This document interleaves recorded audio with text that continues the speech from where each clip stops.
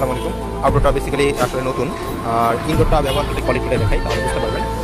ইনডোরটা ব্যবহারকৃত indoor, নতুন না, intact না। আমি সব কিছু দেখাচ্ছি, দেখলেই বুঝতে পারবেন।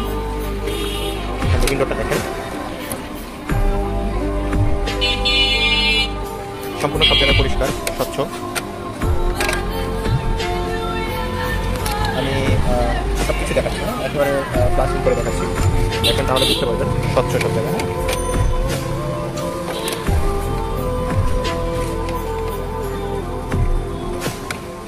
চেম্বারের কোয়ালিটি, ইনভার্টার এসি।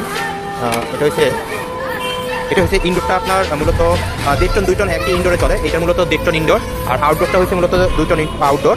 আসলে 1.5 টন এবং 2 টন একই ইনডোরে চলে, এটা সবাই বেসিক্যালি জানেন। বিশেষ করে এই যে এইটা মূলত এই যে দেখেন নতুন আউটডোরটা, এটা সম্পূর্ণ নতুন। ইনডোরটা আউটডোরটা সম্পূর্ণ নতুন, অব্যবহৃত একটা আউটডোর।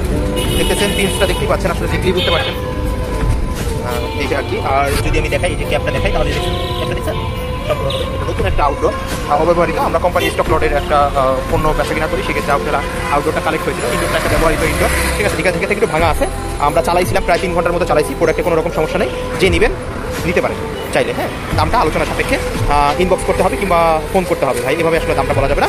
আশা করি বুঝতে পেরেছেন। আসসালামু আলাইকুম।